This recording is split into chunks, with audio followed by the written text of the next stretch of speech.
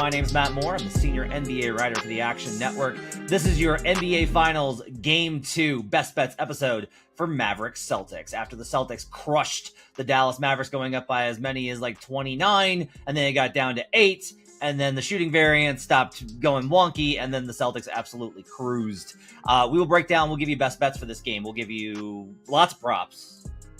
We will not give you a side. I will warn you right now, and we'll talk about why there will not be a side in this game. There is going to be a total play, and we'll give you a parlay on this game. And to do that, I've got Joe Delera. Find him in the Action Network app and on Twitter at Joe Delera. I've got Brian Fonseca. He's at Brian Fonseca NY on Twitter and in the Action Network app. Appreciate you guys being with us. Make sure that you check out youtube.com/The Action Network.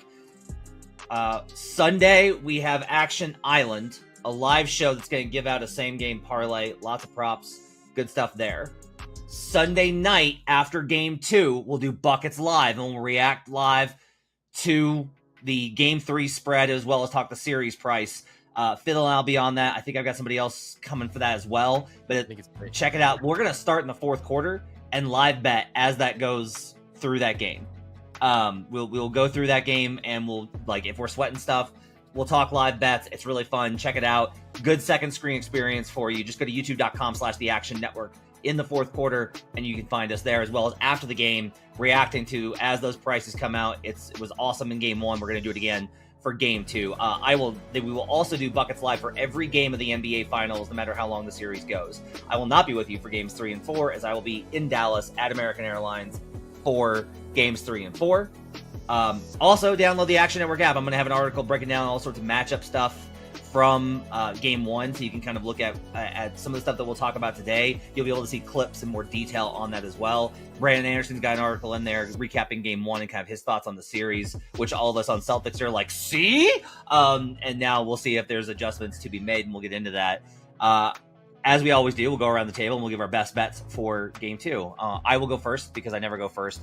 I'm going to play the under 214.5 on the total in a complete reversal of my series cap on this being an over series. I have completely flipped for a number of reasons I'll get into. I'm also going to take PJ Washington over 11.5 points. That's minus 130 at BetMGM, the king of sportsbooks. Joe Delera, what are your best bets for Game 2?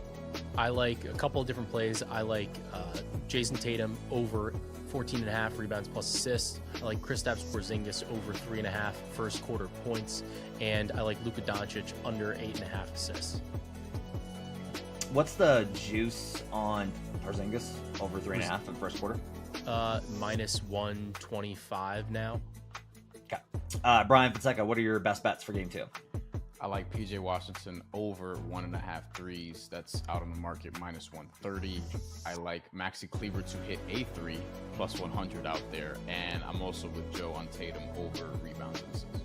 Okay, so this is a best bets pod. It's not like a game recap pod, but I will just go ahead and get into a couple of things real quick here. So I like the under, and I'll use this as kind of a mechanism to talk about it. This is entirely a pace play. So in Game 1, via cleaning the glass, which counts actual possessions, the Mavericks had 84 possessions. To put that into perspective, if the Mavs have a 120 offensive rating in Game 2, which would be really good versus Boston, especially with the matchup, that would only get them to 100 points. So not only for this to go over, do you have to see the Mavericks solve a lot of matchup problems, have Boston keep up the same level of shooting performance or better, but you also have to see a dramatic change in pace. Now, that's possible that the Mavericks may be like, all year, Dallas has done a better job of pushing a little bit of tempo to mix in with their watching Luka Doncic pound the air out of the basketball. Luka had a 37 usage rate in Game 1. Like, it was an abject, just dribble the air out of the ball performance. They completely leaned into what Boston wanted them to do. And there are counters to that, which again, I'll get into. But one of them very quickly is just like, hey, watch play with a little bit more pace, so you're not necessarily going into set defense and just walking into these switches every single time. But even if they do that more, Boston is going to be effective enough in getting, because they were really good getting back in transition last night. Every time the Mavericks would try and get fast break points, it was 4 Celtics in the air contesting at the rim and closing out on shooters. Like, they were very active and good, and that should continue. So if they can't get transition points, it's going to be more of the same, and this is going to be a slow, grinded out series. I took the over in game 1 based on the idea of this being an offensively centric series based on the amount of 3-point volume. What I discounted was, and I knew this, when you get 2 teams that switch at the frequency that these teams do, the whole goddamn game turns into a swamp. And if you want proof of that, go back and watch the 2018 Western Conference Finals between the Golden State Warriors, one of the best offenses ever, and the Houston Rockets, which is another one of the best offenses ever. Those games were a slog. And the reason is, if you're switching constantly, it's very hard to beat it, because the whole thing is nobody has to send help. You're just saying, you have to beat us one-on-one. We're going to give you that, but you got to beat us one-on-one. And the efficiency necessary in those is very difficult, and it takes more time. So that's why, if you noticed last night, there's just like a lot of like, Luka gets the switch and then like is trying to figure out, do I post him? Do I move around him? Like, I'll do this and then this move and then this move and then this move, and then I'll shoot it. And Luka's going to score better, maybe. And Kyrie will definitely score better. But the gap that they have to make up for is huge. So, Brian, I like under 214.5, mostly based off of the offenses can be much more efficient in game 2 on the Mavericks side, and honestly on the Boston side too, and we still cruise under if the pace maintains where it was in game 1.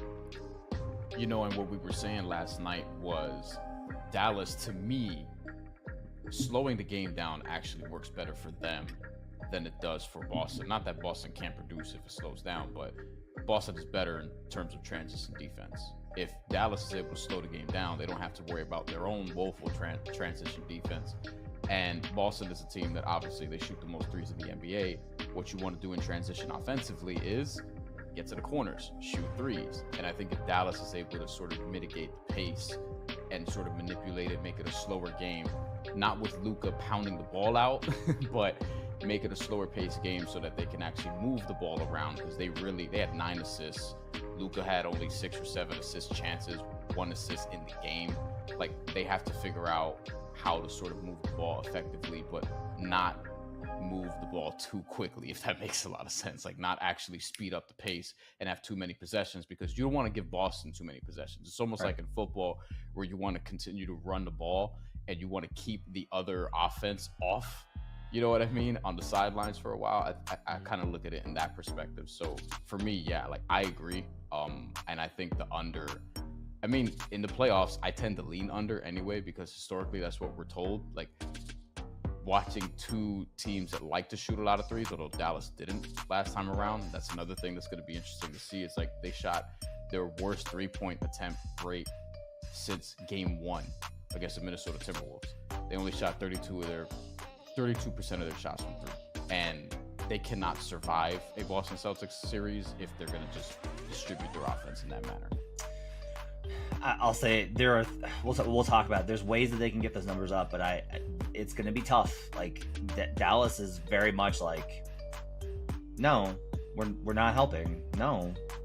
Hey, you got Jaylen Brown. Congrats, Luka. You hit a step back 2-pointer in the post. Good job.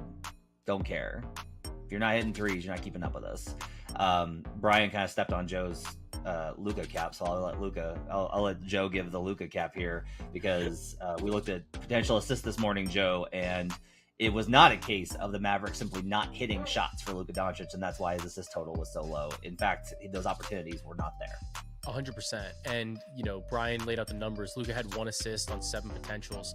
Those are terrible numbers for Luka. Like, you just almost never see that. But I think a lot of that has to do with the fact that Boston has been essentially able to cover everybody straight up, and they're not like over helping. And one of the things that Boston does that I think like really well is they don't like try to generate turnovers. They're just like, we're just gonna guard you and make life impossible. And like they don't, as a result, like they don't really get themselves out of position. And I think that's a coaching thing. That's also like each of these players is comfortable on an island. There's not really a single player on Boston where you're looking at them and you're saying like, all right, well, if you get like if Lucas switches onto this guy, then they're going to be really uncomfortable. They're going to have to scramble. They're going to have to send help. Like that's not what they're doing, right?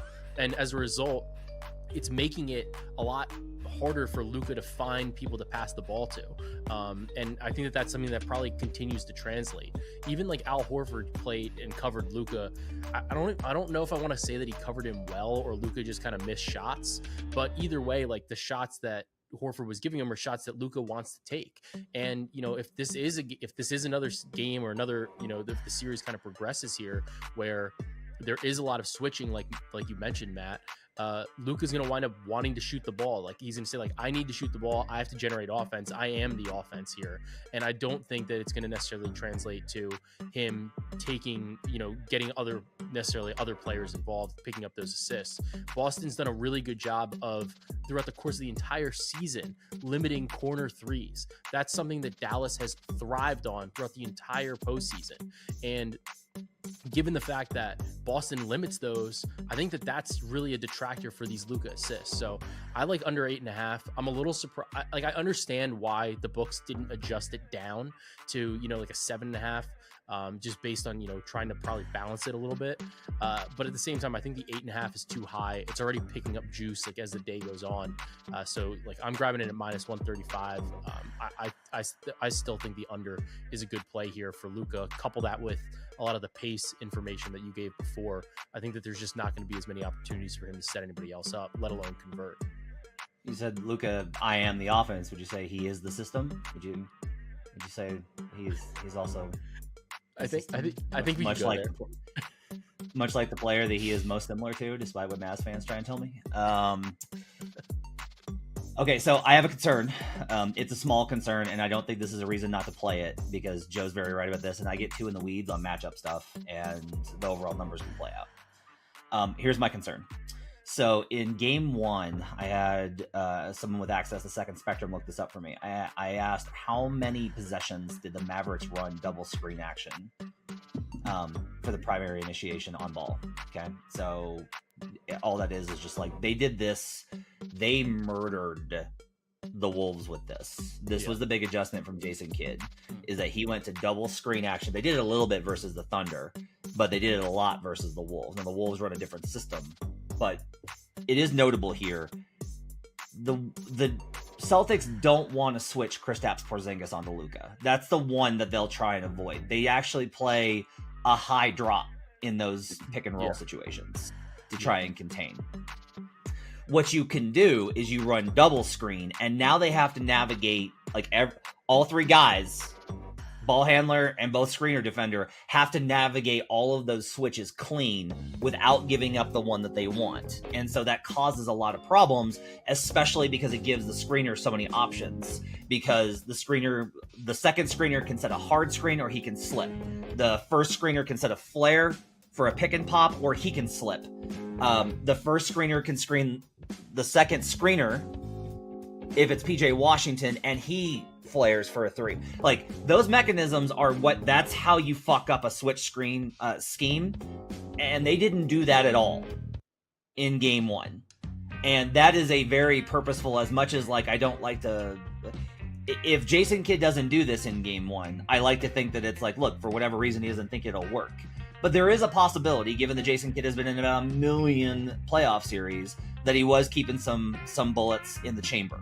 That he wasn't going to fire all the adjustments, because a lot of coaches believe that you can't just go out there. And now, I disagree with the sentiment, because my belief is, like, if you go up, much like in the Wolves series, if you go up 2-0 on the road, it's over. Like, we're done. It doesn't matter what, like, you can run out of adjustments. You only have to win 2 more games with 3 at home. But for whatever reason, they didn't do that. And so Luka's going to be able to generate more assists from those type of schemes in general, because of, I think, the confidence that the Celtics had in that. Now, the counter to this is, 1, the pace. And then 2, like, look, Boston can still contest this. If you want proof of that, like, here's a good one. How about Derek Lively slips to the basket off of being the first screener in these possessions? Oh no, we've got Derek Lively rolling towards the basket. It's going to be a lob. Jaylen Brown proved last night that all of these Celtics can defend the rim. Like, the Mavericks defend the rim by standing there. That's how they defend the rim. The Celtics defend the rim by making actual rotations.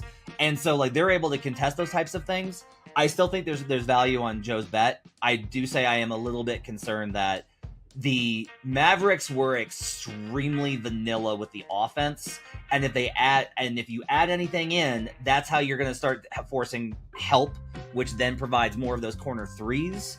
But that might be secondary action where it's like Luka's kicking to either Derrick Jones Jr. or Lively or whoever, and they kick to the corner, and then you still get the under because Luka will have made the play without getting the credit for the assist, Joe. Yeah, and my thing is, it's kind of like what you're getting at. It's like, how many times are they going to run this? Like, even if they run it and it works well, it's like, are they going to continue to spam it? Is Boston going to adjust, like, in the middle of the game? Like, who knows? So it's like, I don't think that he's going to have one assist again, because I think that would be crazy, right? But at the same time, I don't think that he's getting to 9. I don't think that he's getting to 10. So, like, based on what we saw in game 1, to me, like, I feel pretty comfortable with that, especially because some of the other things you said, like Boston is such a good rotation team. They are able to contest shots at the rim, and they are able to really get under your skin a little bit. And like you said, Luka, he's not a player, like, I don't think he's like a stat counter. He's not like a bean counter in that type of way where he's like, I need to get this because I need to get a triple-double, right? Like, or I need to do this. Maybe a little bit. I think everybody is like a little bit, but I don't think in like this play, like in the finals, that's like where he's going, you know? So that's a little bit of what I'm thinking about. I know like there was a little bit like in that one stretch during the season where he was cooking, but at the same time, under 8.5 to me still feels like a good angle to back or to bet against. I'm putting it into the parlay. I like this enough to put it in the parlay. Brian, do you want to veto, or are you okay to include it in the parlay? No, it's fine. I mean, I do have 3-point stuff that I like, but I don't think it means Luka's going to get over 8.5 assists. Okay. You and I are in lockstep, but we're just on different approaches to PJ Washington. Tell me why you want PJ Washington over 1.5 threes. Well, it helps that he's made 2 or more in 11 of his last 13, so I feel good about that. I do think that a big emphasis, and I'm keep going back to it, for game 2 has to be to create and generate looks from the perimeter for Dallas. Like, it's just something they have to do. I understand Boston's a great defense, and they're going to, run them off the line and sort of bait them into driving, which is what was working in game 1, forcing them to take contested shots on the interior. But Dallas is going to have to figure out ways to generate looks from the 3-point line. So some of their players in general, I feel like, all right, now you guys have to start shooting threes. PJ Washington was shooting threes, just didn't make any last game, but he was 0 for 3. Even 3 is a little bit low on the attempts relative to where he's been. His 3 attempts from 3 were the lowest that he's had basically in the entire playoffs outside of another game where he's at 3. So he's somebody who's actually getting them up in the postseason. And I think if they're going to generate these looks, he's probably the main guy I would look at outside of obviously the 2-star players being Luka Doncic and Kyrie Irving to benefit from those looks. If they can generate them, there's going to be, Maxi Kleber, Derrick Jones Jr., like you would think that they're going to get them involved in the offense too. Maybe we get a cameo from Tim Hardaway Jr., but PJ Washington, based on body of work in the postseason, is the one that I probably have the most confidence in, and it's only 1.5. I feel like I'm very comfortable with that number. The bookmakers can't put that at 2.5 because if you look at the last bunch of overs, it's all 2, and that's on like 5 attempts, 6 attempts, 8 attempts, 7 attempts. So I feel good about PJ Washington having whatever measure of a bounce back game from 3 is. There were 2 possessions where PJ had absolutely wide open, unbelievable, and like quality rhythm threes that he just clanked. Yeah. Now PJ's not a great shooter, which is what I've been commenting on all playoffs. Is like when he was shooting 47% versus the Thunder, I was like, this is something that OKC just can't. There's nothing they can do about this. But he's going to get enough of these looks, I think, especially because some of the cross matches that they're doing are interesting here, where if Tatum's going to take the center, which he did, like I talked about that all week, and was like, I don't know, I'm worried about the rebounds, and then Tatum just absolutely fucking bodied Derek Lively the fuck out the way and was like, kid, no, my basketball. So great call by Jim and Joe and Brandon on the at least start for Tatum to have a double-double every game. Good start. But the other side of that is if Tatum's guarding the center, guess what? Porzingis in his minutes is guarding PJ Washington. And again, if they're not going to switch with KP onto PJ, right, or onto Luka or Kyrie when they run that 1-4 pick and roll, because they want to put KP in that action, Right. then they're going to put 2 to try and contain that ball handler, which means PJ's open, and he just missed them. Like, there were good looks, and some were, like, they had closeouts, like Derek White's. Again, the Celtics are really tough because a lot of teams can guard the perimeter and guard the interior, but they can't close out. A lot of teams can close out and guard the perimeter, but they can't defend inside. The Celtics are awesome because they can do all three. They're good at rotating inside to contest at the rim. They're really good at containing on ball with Drew Holiday, Derek White, Jason Tatum, and Jaylen Brown. And they have got their guys are all willing to make hard closeouts and do the hard work.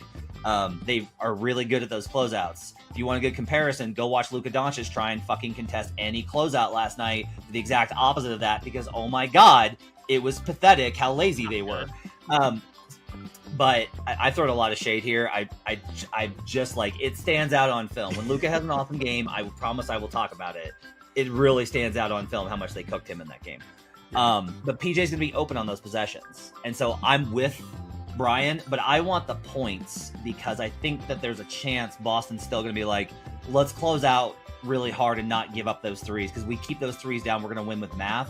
PJ will pump fake drive and then score, and they do run enough rolls with him that he's going to be able to get some points inside. I feel pretty confident on both of these, quite honestly. I don't mind parlaying these together at PJ over 1.5 threes and PJ over 11.5 points. Like, to me, that's like a very good parlay, because obviously he gets one, he gets the other. If the book will allow you to do so, you should look into those as well. But I will take the points, and he will take the over 1.5 threes. I will bet them both individually. I think they're both really good plays. Joe, Tatum, rebounds, and assists. Talk to me. Yeah, so I mean, Tatum just was excellent again, like on the rebounding. I'm not going to go back into that again. He had 11 rebounds, another great rebounding performance from him. He's averaging over 10 rebounds per game in the playoffs. I like adding the assists here because Tatum, like not Luka, was the guy who went crazy on potential assists, actually. Tatum had 14 potential assists, but only the Celtics only converted on 5 of them. So he only had 5 assists in this game. I'm getting part of why I like the combo prop, honestly, is that his assist lines at 5.5, rebounds lines at 9.5, and I'm able to get the combination. I feel like I'm getting a little bit of a discount, but at the same time, I'm also getting some upside here, and I like that's part of what I like adding these two together for. I think the floor for Tatum is actually very solid on the assists. He's been very consistent throughout the course of the playoffs, at least getting like 4, if not 5 assists per game. When I'm looking at the rebounds and assist prop, he's been crushing it throughout the course of the playoffs. The 14.5 he's hit in 12 of 15 games throughout the playoffs. He just had 16 in game 1. He's averaging 16.3. So that's 80% hit rate on 14.5. Given the fact that we have upside in the rebounding department, but also like there's this upside in the assists. You know, if they make a couple of those shots, Tatum was grabbing these rebounds and kicking out like immediately to the perimeter. And Derek White, had a good game shooting the basketball. Really all of Boston shot pretty well from 3-point range. But there were still opportunities where they just weren't coming off the Tatum assist. They were coming off of, Drew Holiday had a pretty good assist game as well. And Derek White somehow had 5 assists on 2 potentials. So I don't even know how you get that, right? But I like the floor for both of these categories for Tatum, and I also like the potential ceiling in both rebounds and assists, so I'm comfortable combining them into the 14.5 RX. I think the only concern on my end on the assist side, I like the rebounds. The only concern on the assist side is, like, you might just get this, like, you won't get the whole thing on rebounds, but you might get most of them. Like, you might get 12 boards and 3 assists, and then you're home. But my only concern is, if you're Dallas, you probably have to reassess your coverage from game 1 and be like, they have to, yeah. Maybe we don't need to just shut down Jason Tatum as the head of the snake. Maybe we don't need to put the ant rules on Jason Tatum. Tatum made some, like, his passing. He had some sick ones that didn't convert. Yeah, exactly. He had a whip pass over 3 Mavericks that they never saw coming, and it was fast, but not so fast that White couldn't catch it. It was a little to the right, but still enough for him to get into a shooting motion. Like, it was chef's kiss.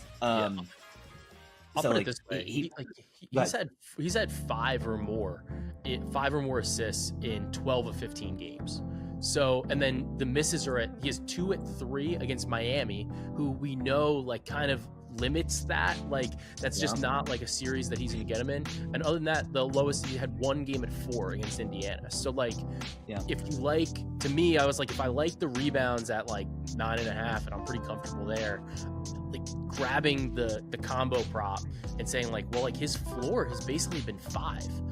Like he's been awesome. So it's like that's kind of why I like it. But I do agree with you. Like some of those chances should probably come down because like the coverage was ridiculous. Like that made I was like, what are we doing here? Like so it just was, everybody collapsed on him. But at the same time, he gets those ones where he gets the board, kicks it out, and you can't really game plan for that in the same way. Yeah, the Miami stuff, by the way, because Maria Marino was asking me about this when we were doing Action Island yesterday. She was like, why did Drew Holiday not like kind of struggle versus Miami both on points and assists? And I said, it's because of zone. It's Miami's zone was able to slow that because that's what it's geared to do. But that's not what Dallas doesn't run zone. They can't really run it effectively. Maybe they can in game 2 and I'm wrong, but there's been no evidence that they can effectively run zone. Okay, back to Brian. I'm with you on this one as well. I'm going to bet this. Kleba over 0.5 threes. What do you think? Yeah, another one who I think will be a beneficiary of what I think will be an uptick in 3-pointers. Like you could tell, like this is sort of what I'm looking at. I'm looking at Dallas. Well, hang on. Let me read this. Let me go ahead and read behind the curtain here for the audience listening. Go ahead. This is Brian is hoping to God the Celtics don't just sweep this fucking team, and the only way that happens is if they actually shoot some threes. Otherwise, the Celtics team he loathes is going to roll to a championship, and that is unfortunate. So Brian is here looking like the LeBron meme with JR being like, shoot the threes! That's a lot of what this is. But go ahead. The Celtics play basketball like kids play 2K, where it's just like they just it's just shooting threes. Like this is how we've been playing NBA Live in 2K since the 2000s. And this is what's happening in all of our sports. It's the way we played video games when we were children. Now everything is offense because it's our fault. That's my theory, and I'm sticking to it. We could do 10 minutes on this or even an hour, but we don't have time. Maxi Kleber, 3-pointers. I'm not even kidding. I legitimately think that. Maxi Kleber, 3-pointers. I don't know why he's barely shooting at all. He shot 1 shot last game, and it wasn't a 3, despite playing 19 minutes. But I do think that we talked about this before we started. What's going to happen to Derrick Jones Jr.'s role? Because he's supposed to be, quote unquote, one of Dallas's defensive stoppers, and he is a very good defender. But it's like, where are you going to slot him if he can't quite guard either of the Jays, and he struggles with the guards? I don't think that's something that's going to sustain itself like the entire series. He'll probably figure it out, and he'll have a good game or bounce back games to some degree in game 2. But with Maxi Kleber, I think that could open up some minutes for him, because I feel like they kind of need him more in this series than even I thought, because he's one of the only guys on the Mavericks who can shoot from the perimeter and can also guard at a reasonable level, can also switch. Like, we've seen him play small ball 5. That's something that they may have to go to if Derek Lively is going to look like a rookie, right? And ultimately, Kleber is going to be playing a stretch big role in this offense. So I just like him to hit 1 3. Just one, Maxi. Just one. And it was plus odds. It was plus 100 out there on the market. So I do think that, he's going to get his attempts. He only had a couple in recent games against Minnesota when he played the last 2 games of that series. But I think Kleber can get this for us. So second half, Kleber played 8 minutes. He was a -4. Lively played 10. He was -3. Gafford only played 4 minutes and 36 seconds. So I'm with you on this. I think that as much as now, I'm a little reticent on the minute side of this. I still think like 0.5 threes, like he just should get one somewhere. Yeah. But I'm a little reticent because Kid, I've been like, oh no, they can't play Gafford, and Kid's been like, watch me. He's like double down. and been able to make it work. And the other thing that they've been able to do, and I do wonder if he's going to try this, is they've actually gone to Kleba with one of the centers, Gafford or Lively, and he really likes those big lineups. I actually would not be surprised if we see PJ at 3, Kleba with Lively, and you say like that's 3 bigs. How are you gonna? But Kleba and Washington are both stretch, so you're not losing spacing. And Kleba and Washington are 2 of the better switch bigs. So you have Lively basically in there for rim protection, and he's a little bit better on the perimeter. He should be better than he was in game first half, especially. Derek Lively was like, oh shit, especially with Kristaps. But second half, he was much better. Kristaps' numbers versus Lively are actually not terrible, even though like the first possession, KP just punked him and dunked on him. There'll be a little bit more of an adjustment there, but I agree. I thought this was going to be a Kleba series from the start. The fact that he's not getting up threes, I think, is a little concerning. I've done a lot of film work this morning, but I haven't been able to find anything that the Celtics did to deny that. I'm not trying as much as it will seem like I am, because I've been a Luka critic, to just like pile on him. But it's just like, look, if you really want to know, it's like, I don't think he was looking for these opportunities. I think Luka Doncic got into the same mindset that Kevin Durant did versus the Rockets in 2018. If you're going to give me this switch, I'm gonna cook you, because you can't guard me with these guys. And the problem is like, yeah, you kind of can, because then the rest of the offense isn't doing anything. Like, you can live with it. It's fine. And he's gonna move the ball, I think, a little bit more. Joe, do we hit all your props, or do we have any left? Porzingis over 3.5 first quarter. Porzingis over 3.5 first quarter. Go ahead. So the reason I like this, look, like he came off the bench in game 1. We bet this. We bet the 7+ at +350. We bet 10+ at 12-1 as well. These all hit, and I think that a little bit of it is, like shooting variance, whatever. He was 4 for 5 from the field, and like, look, I don't necessarily expect him to score double digits again in the first quarter, but that was the second game in Porzingis' career that he came off the bench.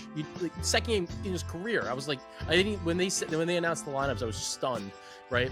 It still didn't matter. He still played 7 minutes in the first quarter. It was an early rotation. He came in, and we'll see if he comes off the bench again or if he starts. But this season he's hitting over 3.5 first quarter points in 81% of games. He's averaging 7 points per game in the first quarter, and his scoring declines as the game progresses, in each quarter. So I like attacking him early.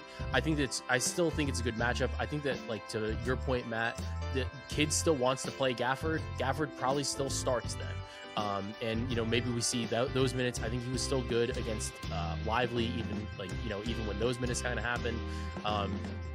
I think that there's probably a little bit of room for regression here, but seeing the 3.5 again, I was like, I want to grab this. Boston just runs too many actions for Porzingis to get him open, to get the shots going early in the game, where it's like, even if they do tighten up some of the coverage on him, I think that there's still plenty of opportunity for him to make some threes, get some open looks in the post, get some looks cutting to the basket. So I like him to go over the 3.5 first quarter points. It's a little bit too light of a line, and he's scored now 11 and 13 points in 2 first quarters against the Dallas Mavericks this season. This feels like very much the kind of thing where I talk myself out of something based off of expected matchups without considering the line, where it's like, it's Kristaps Porzingis to score 4 points in a quarter. Yeah, that's it. It's just too low. It's way too low. It's 2 jumpers. It's a dunk and a jumper. It's a 3 and a free throw. Yeah, that's it. It's just too low. It's too low. It's just too low. I agree. So I'm gonna bet this as well. A couple of things that do cause the concern for me. I do think that Dallas is going to deny the switch a little bit more and try and play a little bit of a different coverage. Yeah.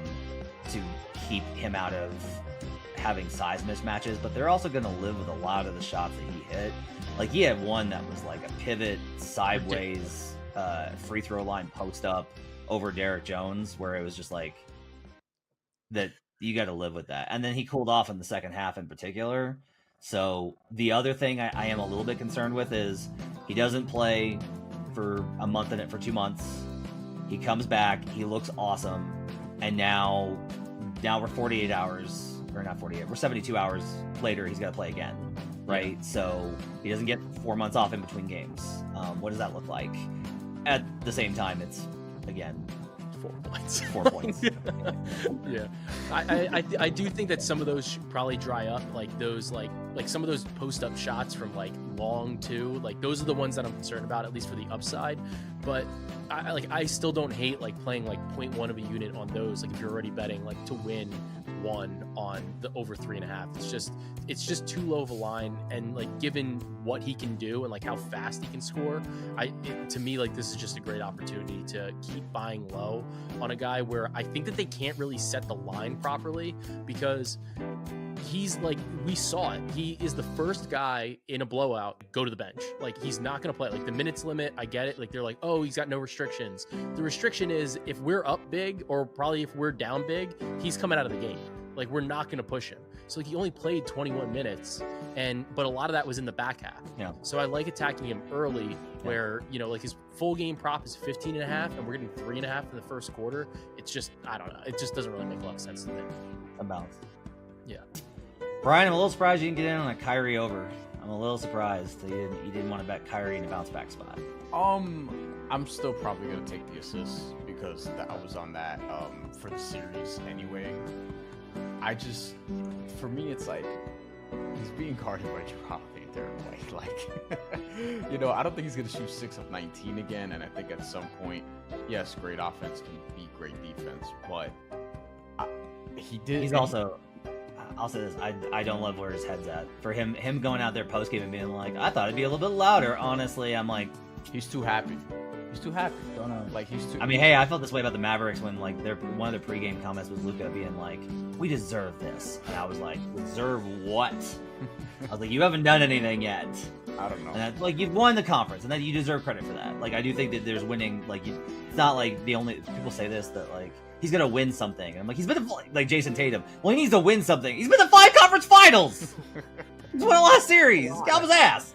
I'm not saying Kyrie Irving needs to go back to doing what he was doing before, but I do think like I want to see more of an edge here, because I feel like he was joking around with the official, called the travel at him at one point. Yeah, like Luka was doing this too, like laugh, like they both were just like, oh, this is so fun, and I'm like, you're on the road in game 1. What are you doing? I'm not asking you to be KG, just like tighten up a little bit. Yeah. Let's do a same game parlay here for our picks. Jason Tatum, we can't do assists and rebounds, but we can do rebounds. Jason Tatum rebounds over 9.5. Love it. PJ Washington over 1.5 threes. The under 214.5, and Luka under 8.5 assists. That gets us to plus 875. Wow. Do we want to kick one off to increase our probability here, Joe, or do we want to keep it with the 875? I kind of like all of them, because I think that the one that I would probably be like most likely to pull might be like the Tatum boards, just because like it's a little bit deviating from like the way my cap was, but at the same time we loved him to get a double in every game. Like we loved him to average 10 rebounds per game, and he's still hitting this in 80% of the game. So I'm pretty comfortable there, and I think they all kind of, aside from the PJ Washington threes, but I think like they all kind of correlate to an under. It's like it's correlate. Yeah. So I was worried about that. Like PJ's the one non-correlative. But I don't hate it though. Tatum getting. I don't hate it because I think that maybe that messes up like some of the numbers a little bit. And like Brian said, PJ's gonna hit. The line's just low. Like the line's low for him. Yeah. I do kind of like it because it is like it's 3 correlative and then 1 counter correlative. Exactly. Yeah. And like it's you get extra value on that at 875. So yeah, fired up. The buckets same game parlay at BetMGM. Tatum over 9.5 rebounds. PJ over 1.5 threes. The under 214.5, and Luka under 8.5 assists. That's gonna do it for buckets. Thanks for joining us. Have yourselves a great weekend. Enjoy game 2 on Sunday night. We'll be with you for buckets live starting in the 4th quarter. Then on Monday we'll be back with you for best bets for game 3. I'll be in Dallas.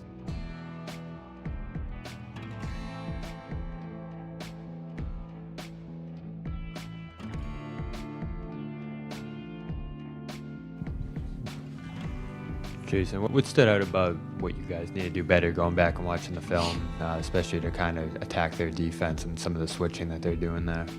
Yeah, I thought we were, too much one-on-one. We got to move bodies. We got to move the ball. Multiple guys got to, touch the ball. We were just too stagnant, and that's not the way we play. So we got to be better tomorrow. You've gone up against Joe Mazzulla a handful of times. What's that coaching matchup like? What are some of the tendencies and things you just kind of notice from his coaching style that you're going to have to match up against in this series? Unfortunately, we're not playing. So I don't know how to answer that question. I'm taller. I would post him up, but he'd probably be more physical. He's one of the best coaches in this league. He's gotten his teams to the finals. They played at a high rate. He understands his group.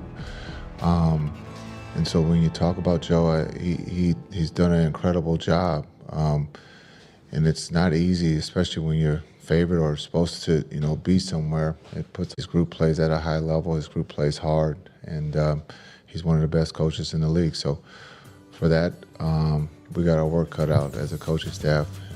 We got to be better. Tim, over here. Jason, going back and looking at Kyrie's shots, what did you think of the shots he was able to get? And, you're talking about needing to move the ball more. How can you get him the ball in more advantageous situations? Yeah, he got great looks. Unfortunately, our two quarterbacks had turnovers that normally, don't happen. So give credit to Boston. But we believe that the shots that he got in Game 1 were great looks. They just didn't go down. Jason Dewey Scruggs here. In Game 2s, you guys have won them. What adjustments have you been able to make in the past that have allowed you guys to take a Game 1 loss, for instance, and then get a Game 2? Well, win? I think there's no panic with this group. We don't, we didn't play well in Game 1. Give credit to Boston, they did. But it's a series, and we don't just look or capitalize on just one game. We've lost Game 1 a lot of times, and we've responded. So we believe that we can respond in Game 2, and we just try to take it one game at a time. And so we didn't have a really good first quarter there. At the end of the first, put us down, but the guys kept fighting. We found a way to get it to 8. It was very similar to the way the playoffs have started for us with the Clippers. We didn't play well, but we got it. We cut that 30-point lead down and made a game of it. But we responded in Game 2 on the road, and so hopefully we can do the same thing here in Boston. On your right, Michael in second row. Michael Pina, the Ringer. Jason, what are some of the problems that Jason Tatum can create on both ends, and what did you think of your defensive execution against him in Game 1? Yeah, Jason, he's one of the best offensive players in this league, and understanding that he puts a lot of pressure behind the three, behind the line, and then also being able to get, to the rim, so he's not one that just settles. So we got to, again, try to keep him, from getting to the rim, keeping him off the free throw line, and then giving him wide open threes. And so that's not easy. It's easier said than done. But again, we just got to make it tough on him. And then on the defensive end, he uses his length. He's strong, and he's not one to give in. So we got to find other ways to score. Joe, front right. Joe Varden, The Athletic. You knew that KP was going to play Game 1. Were you surprised that he came off the bench? And is there an extra or unique challenge of having to guard or worry about him coming in as a second unit guy? Yeah, we knew that he was going to play, and he played well. He played well coming off the bench. And so he's played well starting or as he showed coming off the bench. So we got to make it tougher on him. When he starts to, get going, he can shoot it from half court, with range. And so we got to be able to take some of those threes away. And then on the other end, we got to make him work. But we also got to account for, being able to, when you go to the basket, he's going to be there. And so you got to account that he's got a good chance of blocking his shot. So we got to take advantage of his overhelp at times. Jeff over here on the left, fourth row. Jeff Zogett, USA Today. Jason, you've mentioned that you, Kyrie, and Luka, shared a similar position. I wondered if you three are able to have, conversations, just amongst you three to the team, given what you guys can see or, did see on the basketball court. What are those conversations like? Yeah, I think we happen to play the same position. Some are a little bit better than others. But when you look at the things that we have to do just in this series better, we got to take care of the ball. We got to make it easier for Kai and Luka. So, being able to put those guys in different, spots on the floor so that they can, there's a little bit stress-free so that they can do what they do at a high level. We just didn't do that in game one. But it's really simple conversation when you talk about some of the things that we have to do, not just on the offensive end, but and Kai and Luka, take responsibility for that. But our conversations are really simple and to the point. When you talk about the high IQ, you don't have to, sit there and paint the picture. You just can get right to it, and they understand from my side what I'm asking them to do, and then when they respond, I understand what their responses are and what they're talking about and what they see. So it's worked at a extremely high level for when we do talk in game or on a day like today of what we're trying to get to, and those guys trust what I see or what I'm telling them, and I trust their response. Third row on the right, Tim. Jason, Tim Kalishaw, Dallas Morning News. You said there's no panic.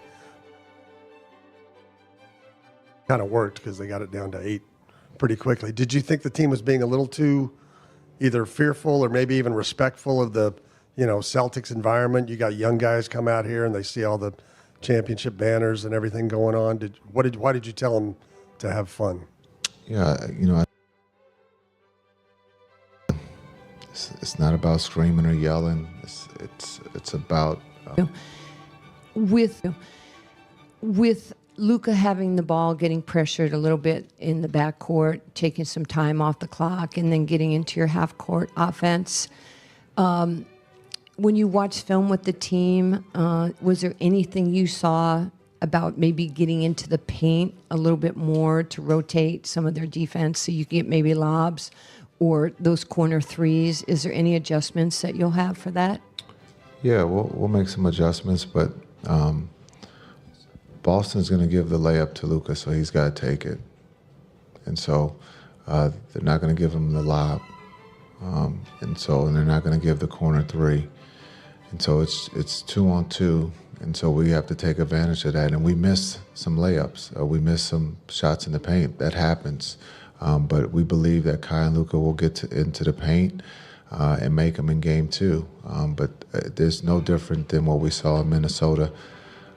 Just understanding that Boston is a really good defense, and being able to bluff or take away something, we trust that Luka and Kai will pivot and do what's best, and that's take the layup or take the easy 2 and continue to just wear out the paint and layups. But we got to make those too, because on the other end, if you don't make them and they come down and they make a couple threes, it puts a lot of pressure on your offense. Melissa, last question in front. Melissa Rowland, Fox Sports. What makes going against a guy like Jalen so challenging? Well, Jalen's the best player, so just looking at what he does defensively, he picked up Luka full court. He got to the free throw line. He did everything, and that's what your best player does. Just understanding. He plays both sides, defense and offense, at a high rate, and he's been doing that the whole playoffs. I mean, when you talk about the Eastern Conference MVP, and it seems like he's continued to pick up where he left off, and so he's playing at a high rate. We just got to be a little bit more physical with him, and again, we got to keep him off the free throw line and out of the paint, because again, he was finishing at a high rate, or he was getting fouled and getting to the free throw line. Hi, Luka. Nancy Lieberman. Yes, when you had a chance to watch the film and you saw how they were playing you, what difference do you think you can do to be able to get into the paint so you can maybe manipulate the defense and get your passes or your lobs off? Yeah, I think just be a little bit more aggressive. I think we all came out of the game with little energy. So I think we gotta be better with our energy, especially from the start. 60. Vimos una desincronía total ofensivamente en este partido a diferencia de la serie anterior. ¿A qué atribuyes esa desincronía, la defensa especial de Boston, o a qué lo atribuyes? Creo que son la segunda mejor defensa de la NBA. Por eso es difícil jugar contra ellos. Y por eso hemos visto mucho vídeo, a ver cómo atacarlo. Y hay que hacerlo mejor. Creo que tenemos que ser más agresivos. Front right, Bobby. Bobby Manning, CLNS Media.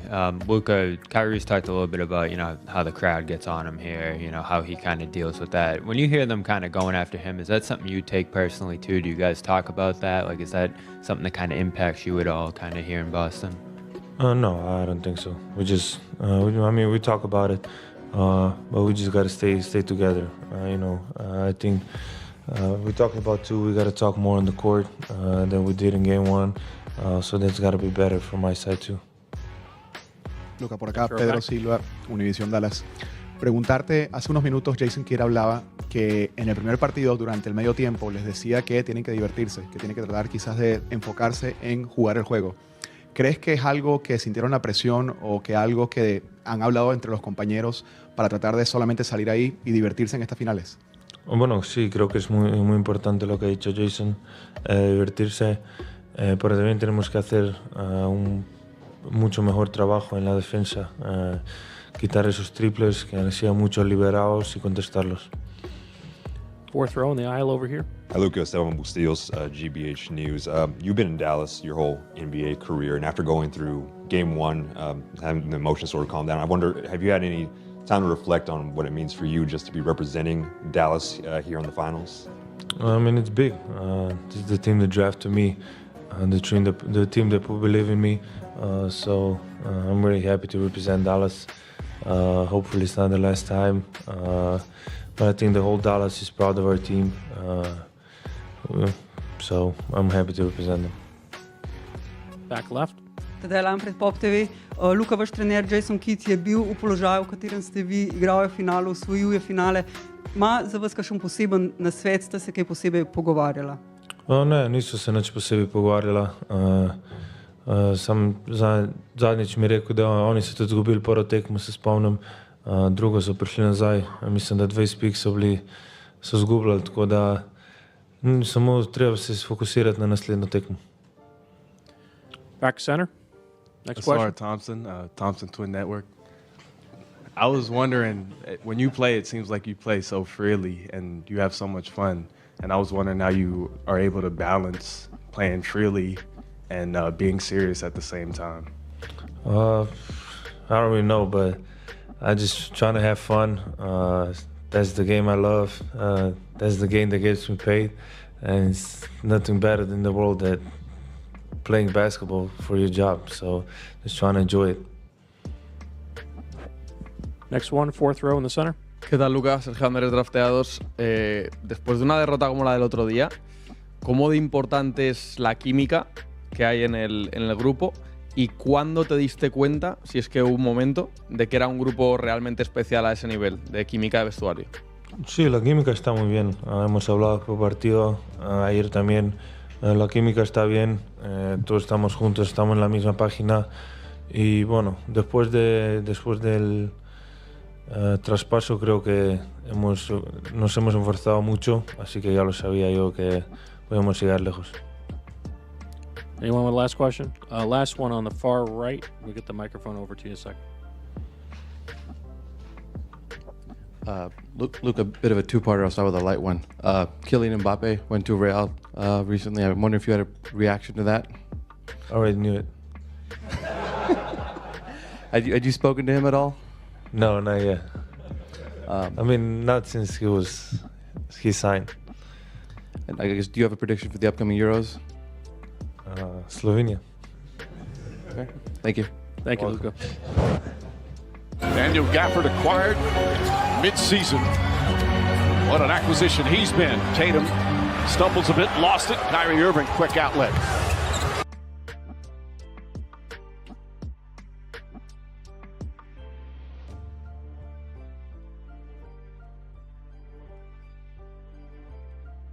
Get ready for game 2. It's not the first time. It's not the first time we hear the Dallas fans are panicking, man. But yeah, shout out to our fans. We appreciate your support all year. Just stay poised, man. Stay focused on the goal. This mission's bigger than us. Tim McMahon, ESPN. Kyrie, you've been part of multiple star duos. How does debate about whose team is it, who's the best player on a team, affect a team? You said, how does it? Debate, discussion about whose team is this? Who's the best player on the team? How does that affect a team? And as a part of a star tandem, how do you handle that? By doing your best not to pay attention to it, because a lot of people don't know what they're talking about. Specifically, if you've never played that position or been on a team at that level where you have to go through it yourself. And I know that we have people that appreciate the game of basketball that speak on it, but at the same time, it's an everyday thing when you're on the team with other guys that add value to the team. They have skill sets, they work on their game, and they want to be appreciated too. So I do my best to nonchalantly push that conversation to the side of 1A, 1B, or whose team is it? Is this that? I'm just here to play basketball. It's a dream come true to be at this level. I had to work extremely hard. I've been a winner my whole entire life. I've obviously had some failures and lost, but done a lot more winning, used to it. So in order to be on that type of frequency or that goal, you got to be selfless in your approach. And obviously you're not going to get it right all the time, but as a teammate, you just want to push those other things to the side that don't really matter or get you better as a team. So we just leave it to everybody else to argue whose team is in, who has the most responsibility. It's all our jobs to be prepared. So, shitty conversation, but it has to happen in sports. Lisa Salters from ESPN. You said after game 1, I got to be better. We've got to be better. Just what's the key to having a great bounce back game for the team and for you personally? Just by paying attention to how we prepare and also just the adjustments, sticking to the game plan. Nancy in the 4th row. Hi, Kyrie. Nancy Lieberman. How are you? With so many people talking about the energy that the team came out with the other day, is it energy and execution, or what is the secret sauce for game 2? Secret sauce? What do you mean? What adjustments do you think you have to make on your teammates for game 2? It was our first time being together as a group in this final stage. Experience is the best teacher at times when you don't know what to expect. So going out there on TD Garden, playing against the Boston Celtics, we're having a historic season. We knew that they were going to come out with a lot of verve, a lot of energy. They've been doing it all year, so they've been consistent on their end. I think it's pretty easy to just say we can focus on our end and pay attention to what we can control, but it's a little bit deeper than that. Just got to calm our nerves, poise our nerves a little bit, and also just be aware of the environment that we're in. It's going to be high intense from who we're going against. It's going to be very physical. Some things are going to be called, some things aren't. So I think we got all that experience in game 1, and we're looking forward to the challenge in game 2 to playing better and being who we have been since post All-Star break and just having fun and doing it. It's the highest level of basketball right now. We're the only 2 teams playing, so we're proud of ourselves, but we're not satisfied, and we just got to continue to be ourselves. Shane, left side here, 5th row. Hey, Kyrie, Shane Young with Forbes. I'm just curious what Coach Kidd is like in the moments when you're trailing big in game 1. I know he was telling you guys just have fun out there. Yeah, he was reiterating the same things I'm saying, probably a little bit more simple. But yeah, he's been giving us a lot of peace of mind, especially when we're out there, high intense environment, like I said. So we just got to play better. Bobby, front right. Bobby Manning, CLNS Media. Kyrie, you talk about the environment. I know you've talked a lot about the crowd. How have you kind of learned in that environment to, handle it? Is it better to just ignore it? Do you engage with particular fans? Like, how did that kind of play out in game 1 as you've kind of been in this environment multiple times now?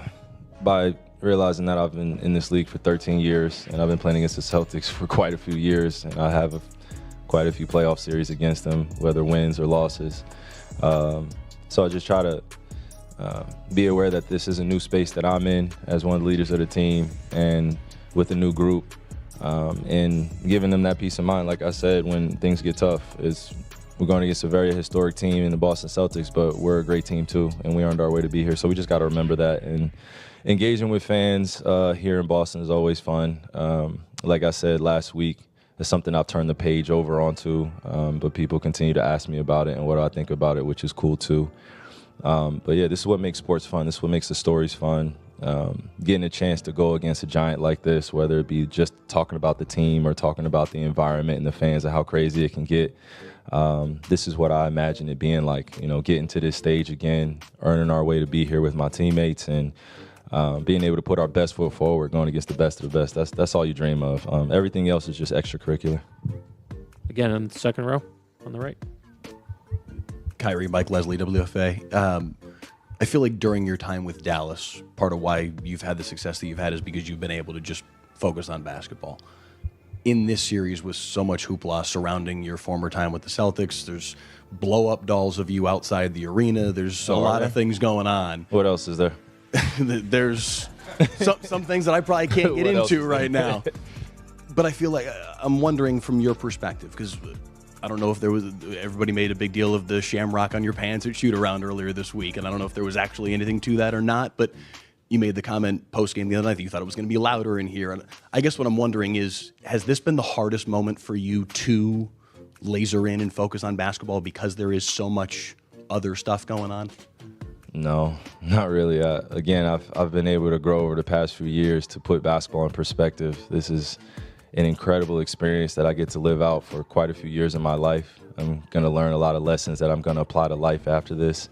I failed miserably while also not knowing how to compartmentalize or accept the emotions that come with failure, and also being on the successful side, didn't know how to handle that either.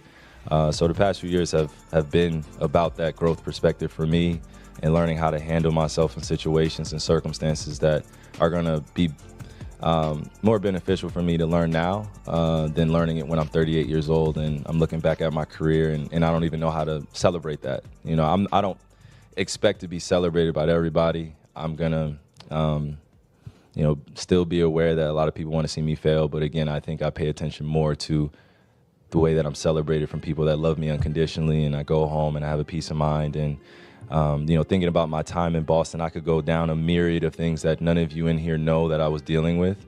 I don't think a lot of people would care. I think a few people would care and want to hear about it, and I would leave that space open in the future if you ever wanted to hear about it. But putting in perspective, it's just the blow-up dolls, all the remarks that are getting said. That's basketball. When I leave out of here and I walk around Boston, I don't hear a lot of the things that I hear when I'm playing on the court. There's a lot of mutual respect.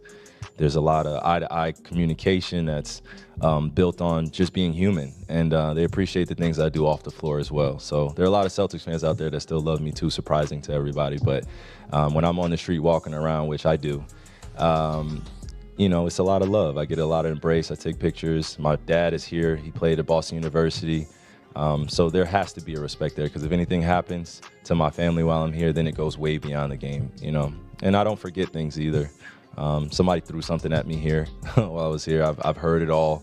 Nobody asked me how I felt after that and why it could be a little bit of a traumatic response when I'm back in this environment after somebody does something like that, So things have changed since then. I've been able to accept what I cannot change, but also change the way that I look at things to be more positive. So this is fun for me, man. This is healthy. I'm glad that I could be up on this stage speaking authentically and then also go home and be at peace.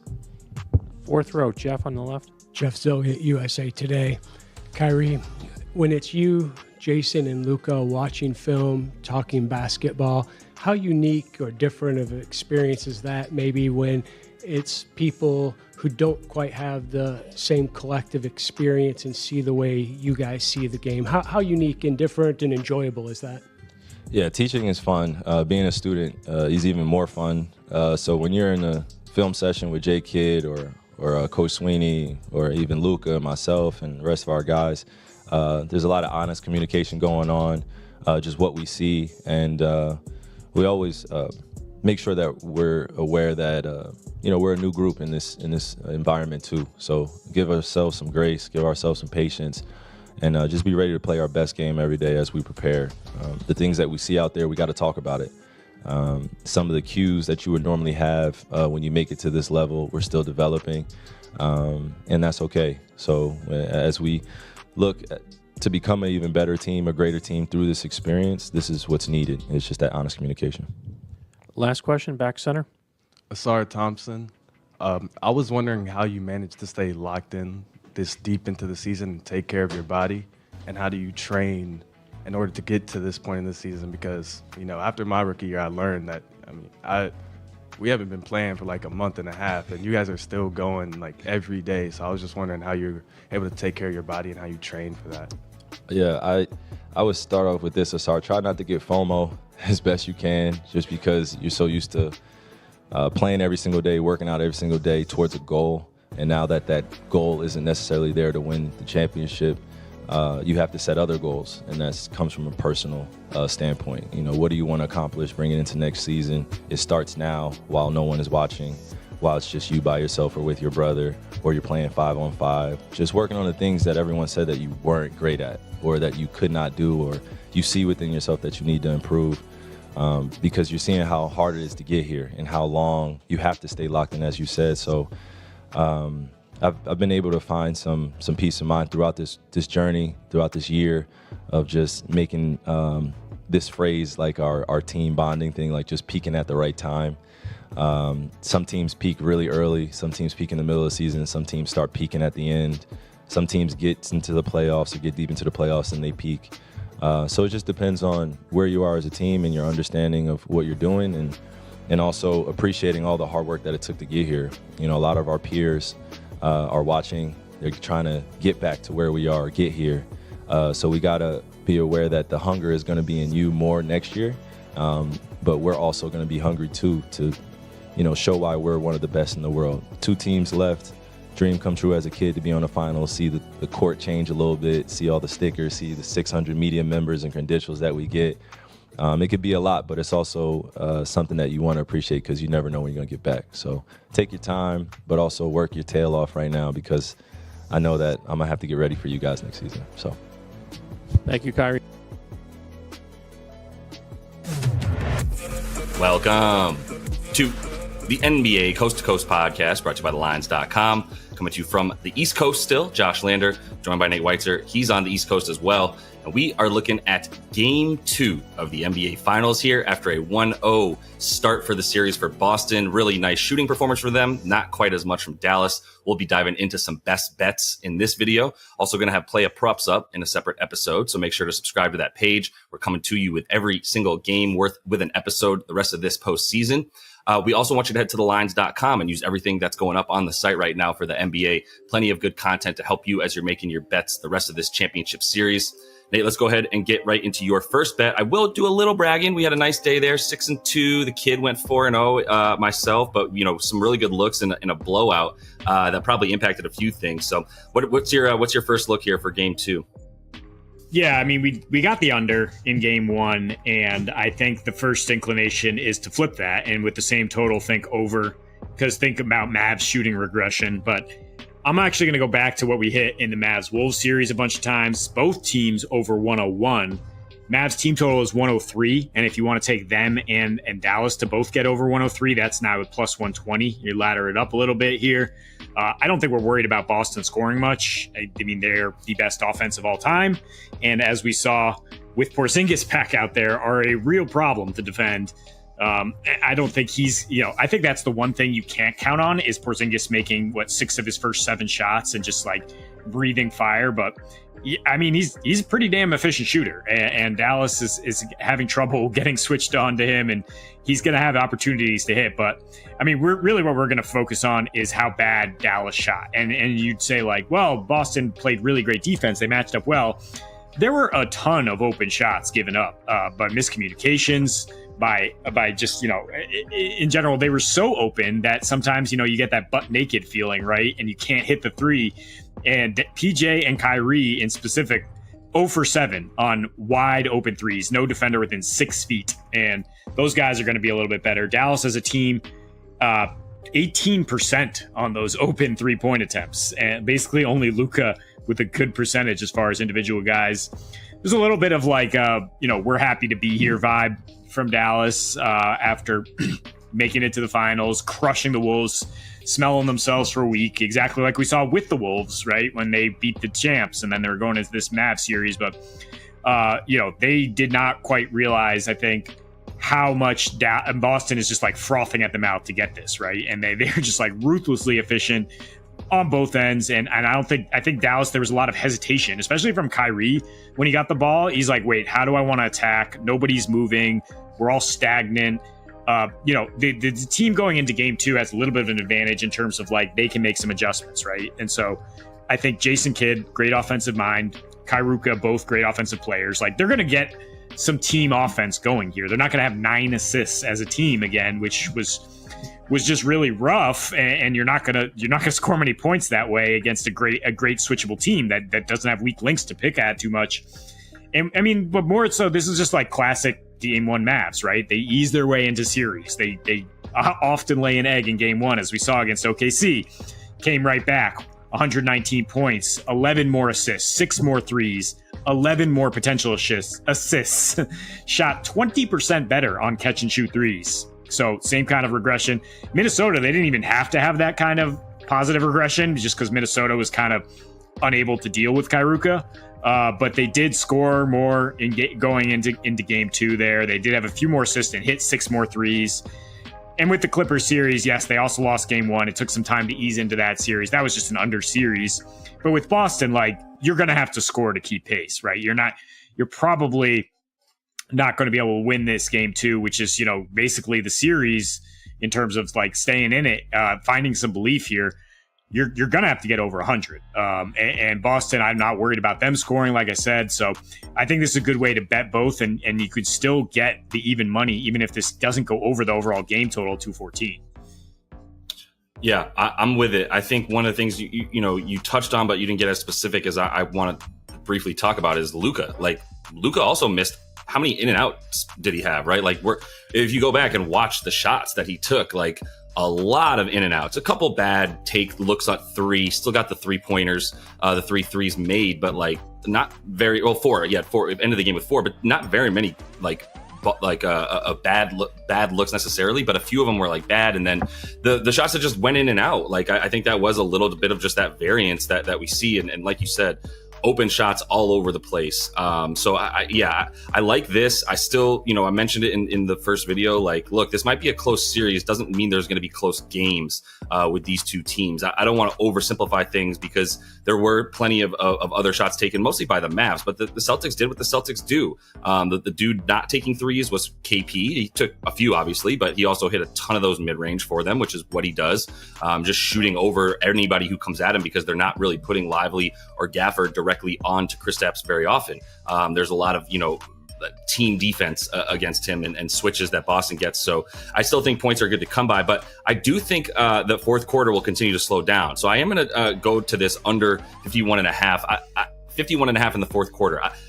I don't know that necessarily you want to use everything from like game one as the reasoning behind taking an under in this quarter. I think it's more of just the general, it's the fourth quarter of the finals, right? And actually the last three finals in the fourth quarters have all averaged under 50 points per game and gone under for the majority of the games in the series as well, including last year where, look, it's the Heat and the Nuggets. It was a little bit different. That thing looked a lot, it looked a lot like game one, to be honest, throughout the series as well.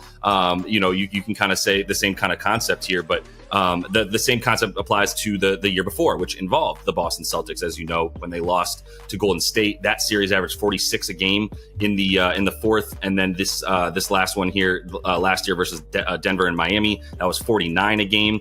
This playoffs, these two teams, it's mostly about how slowly they're playing, right? 84 pace in the fourth quarter for the Celtics, and once again, there's a little bit of I guess, asterisk to that because of the fact that they were usually winning by a good amount going into the fourth quarter in their playoff games so far this year for the Celtics.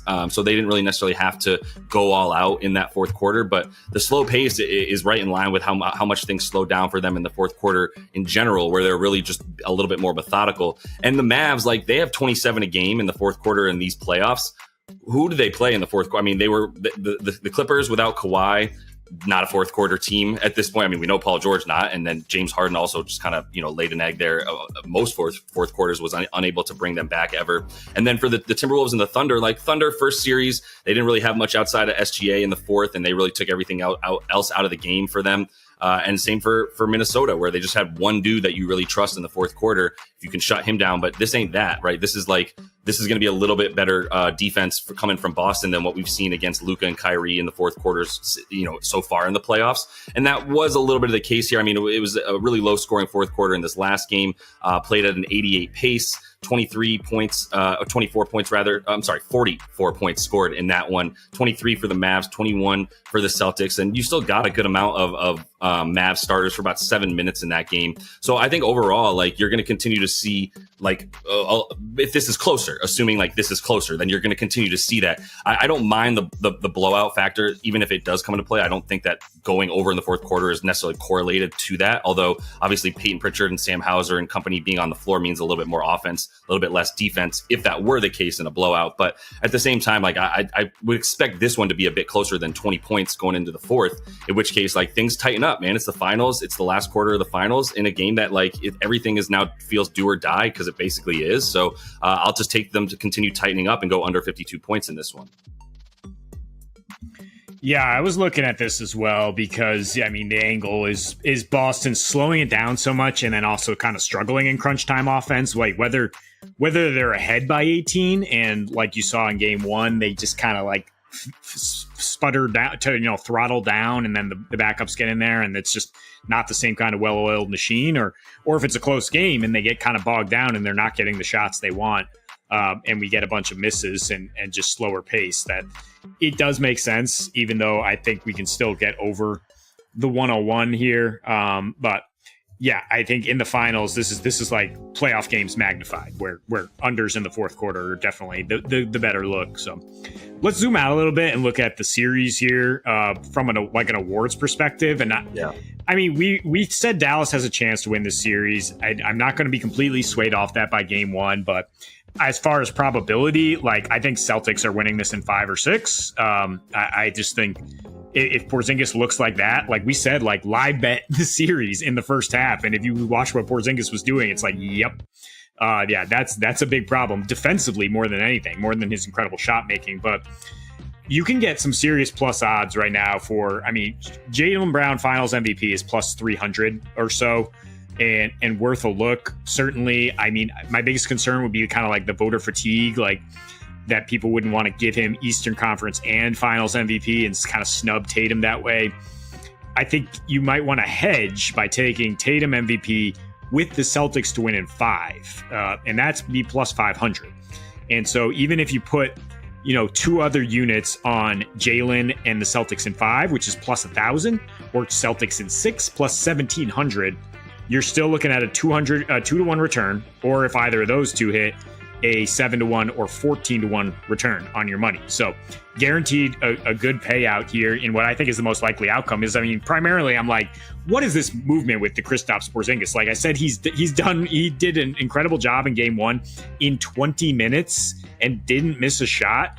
There's no way he's going to ramp up to the point that he is the finals MVP here. Like, that would be absolutely insane for him to jump both these guys, and to see his line move from plus 3,500 to plus 550 at DraftKings is just crazy. Like, I know, like, one like big public bet came in on Porzingis before the series started, but the guy is still coming in cold. He's coming off the bench, playing in stints, does not have his full wind yet.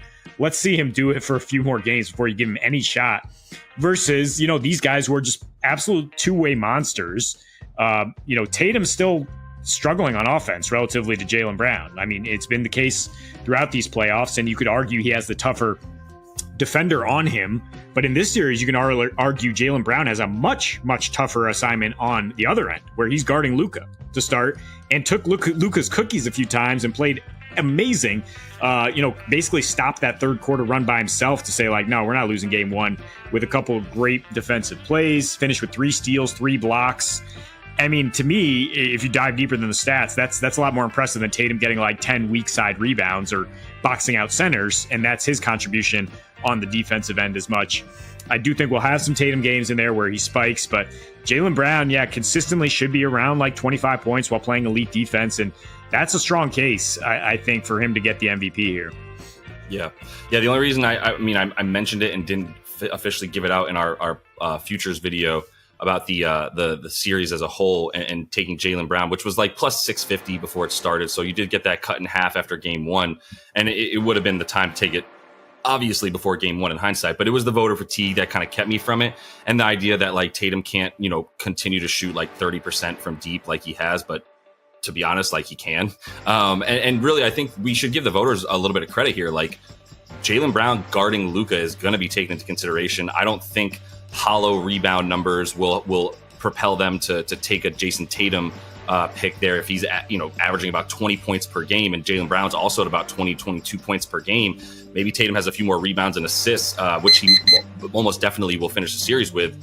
What's more important, like we're saying here, and if you're watching this and not just reading a box score, which I'm assuming every voter who's going to be actually contribute to who wins this award is watching every second of every game and going back and watching some tape and not just going, oh, look, Tatum 11 rebounds, nice game, 5 assists, okay, really well-rounded game. Like, yeah, for sure, really nice well-rounded game on offense. On defense, not the same level of importance with what he's doing as it is with Jaylen Brown. And we did mention before the series, what I projected would happen in terms of the matchups is probably going to continue to be the case, which is PJ Washington on Jaylen Brown, Derek Jones a lot more on Jason Tatum. And I mean, both of those dudes are better at guarding those guys than the inverse. Like Derek Jones would get just put under the basket by Jaylen Brown, and PJ is honestly also kind of getting put under the basket. Like Jaylen Brown is a tank right now, so I have no qualms with this at all. And like however you want to bet it, I'm not afraid that Jaylen could win this at this point with voter fatigue based on how much he's impacting things on both ends of the floor. So speaking of hollow rebounds, what a great segue, because my last bet here in best bet is a head-to-head prop on DraftKings for rebounds, but I'm taking a combined over in this situation rather than just Tatum or Luka to get more rebounds than each other. I'm taking Tatum and Luka to combine for more than 18.5, which was available at the exact same number last game, 18.5, for much better juice. It's now minus 125 on DraftKings. I don't care. I'm still very confident in this bet. I mean, these dudes are both averaging a combined almost 20 rebounds per game in the playoffs, and like we don't really need to worry anymore that like their rebound chances aren't through the roof. They're both getting a ton of rebounds. Other dudes are just deferring to them, like we've spoken about a lot. It's not an oversimplification to say the Dallas Mavericks players want Luka to get those rebounds. The Boston Celtics players want Jason Tatum to get those rebounds, and that's a big part of it. They want him to get those rebounds to start the break, and they want them in the positions that they are, which is close to the basket, not necessarily guarding key offensive contributors on the other side of the ball, so they're available to get those rebounds. For Tatum, it is also, once again, kind of what I said that Joe Maz would probably do, which is have him guard centers the way that he did against the Pacers and the way he did in the regular season in March when these teams played. And he guarded a lot of Daniel Gafford and Derek Lively at the start of the game for when Lively started in the regular season. This game, in game one, Daniel Gafford was guarded by Jason Tatum out the gate, and then continued that sort of guarding centers after that against Lively as well. Those are the two dudes he guarded the most. So that is a good strategy for the switching Luka defense, and that did at least cause some problems. I don't think Luka's afraid of taking on Tatum, but it's definitely a better matchup than it would be if you switch out, somebody else besides Tatum, like even Drew Holiday or Derek White, to be honest, or especially, Kristaps or Al Horford, obviously. So that's why you don't see those dudes guarding him, and those like KP and Al are on PJ a lot more in these matchups. So I like that for Tatum. He's at 10.5 rebounds per game, gone over this number, getting at least 10 boards because his prop is at 9.5, and I like the over once again for both their rebound props, honestly. So that's why I like this to be 20 to 21 rebounds once more, the way it was in this game one. So I like, if you want to take one of them or both of them separately, then this bet, great. But I am kind of like covering myself here that like both of them are capable of getting 12 to 13 boards. And if they do, then we need even fewer from the other one. So I like the combo of them both. For Luka, the numbers are 9.7 in the playoffs. 12 of 18 he's gone over. But if you dumb that down to the last 11 games, like I mentioned in the last video where I took Luka over 9.5 rebounds for plus money, which hit still, by the way, minus 104 for Luka to get the 10, because he only got 10 in this last game on about 13 rebound chances. So like that's what he's done all playoffs. 10.5 rebounds in the last 11 games, gone over in 9 of them. And that's a key moment in time because that's when his numbers start to spike, is 11 games ago, which indicates there was some health stuff still going on. However much you want to believe in the health stuff with Luka right now is whatever. I mean, there was a weird sort of substitution in the first quarter, but he also is a dude that milks it, man. So I think Luka's fine. I think like you saw him not even get hit in the eye by Tatum in the first quarter. He kind of swiped at it. He like hit the top of his head a little bit and some of his hair. And then Luka's holding his eye like someone just stabbed him with a fork in it. This is just what Luka does. So he's healthy. Let's just get past that. Like maybe his knee is a little bit more tender than it would be, whatever. But like I'm not listening to reports that Luka wouldn't be playing if it was the regular season. I don't care about that, man. I think he's good to go. The 14 rebound chances and 2/3 of these rebounds that he goes up for, he gets the board in part because other dudes are just letting him. It's the same concept as Tatum, weak side stuff that's really easy to get. So we'll just go back to it. Over 18.5 for these two combined. Yeah, and I mean, you said you'd take either of them separately, and if you don't have a DraftKings account, yeah, the way to play this is not to take either one, it's to take both. Parlay both to get 8 rebounds, minus 115, one to get 10, one to get 8, plus 150, both to get 10, plus 250. And I mean, if you're talking about 19 combined, that's pretty much what you're banking on. Like, is a pretty balanced contribution. It's not like one guy's going to have 14 and one will have 7. That seems unlikely. Given the fact that, yeah, they're both in such like mirrored spots where they're just guarding the weak side or guarding a center, and then, you know, just grabbing that interior board and being the most frequent rebounder for each team. Yeah, 100%. I mean, the thing about combining them is you kind of cover yourself against one team shooting way better than the other one once more, in the event that maybe there's not as many rebounds available for Tatum in this one because the Mavs actually shoot better than 25% from 3, 41% from the field. I think we're both banking on that being the case, but still going to be plenty of available rebounds for both of them. So that is all the time that we have for you, though, in this one. Make sure to subscribe to that page. Going to have play a props up as well for you in a separate episode for game 2 and every game moving forward. So make sure to continue.